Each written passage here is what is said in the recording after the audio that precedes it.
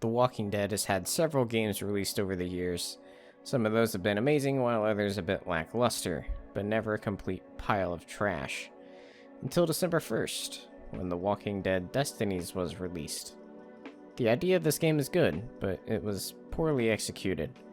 The goal was to have the game retell the story of seasons 1 through 4 of The Walking Dead, and give the player the option to change the outcomes. You could have Shane kill Rick at the end of season 2 instead of the other way around, and that idea was appealing.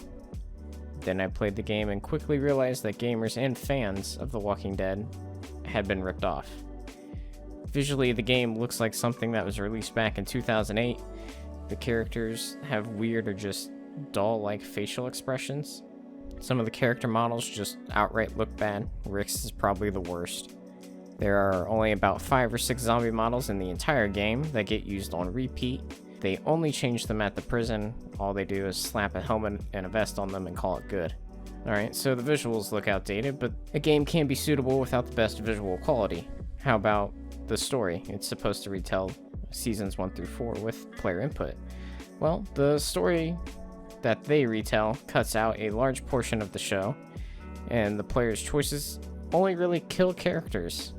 And not even the entire cast is there. Several key moments and events are missing. For season 1, you don't go to the CDC or meet the Vatos crew, and if you don't cuff Merle to the roof, T-Dog leaves the group.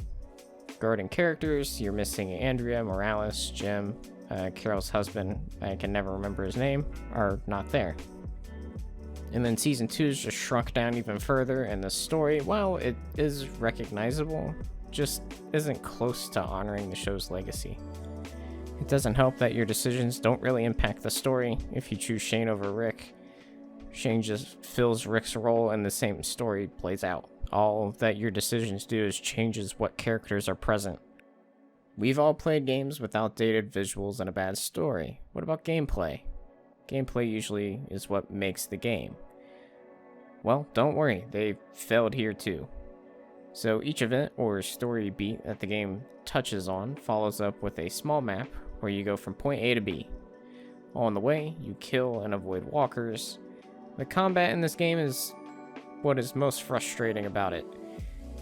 If you end up in a situation where you have to fight, which is most of the time, you'll end up COD Zombie training the walkers around the map to build up your stamina so you can kill 1 or 2 before you keep training them around.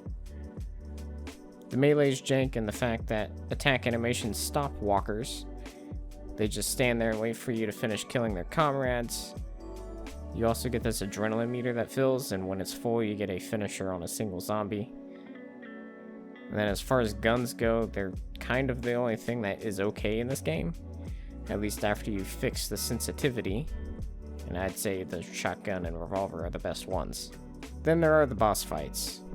So when you get to the climax of season 2, and you have to decide to kill Rick or Shane, whichever one you choose, you end up having to fight them in this little arena as a 2-stage boss. It's a straightforward fight. Grab a shotgun and a fire axe as Shane, and you're all set.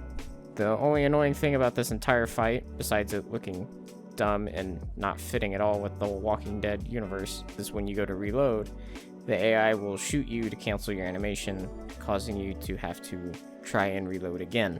This game is disappointing in every aspect and is not worth anyone's time or money. It's for sure the worst game to release this year, in my opinion. If you're interested in a good zombie game, you can join me tomorrow for some Project Zomboid. If you're watching this in the future, the VOD is available if you want to watch that. And I stream every other Wednesday.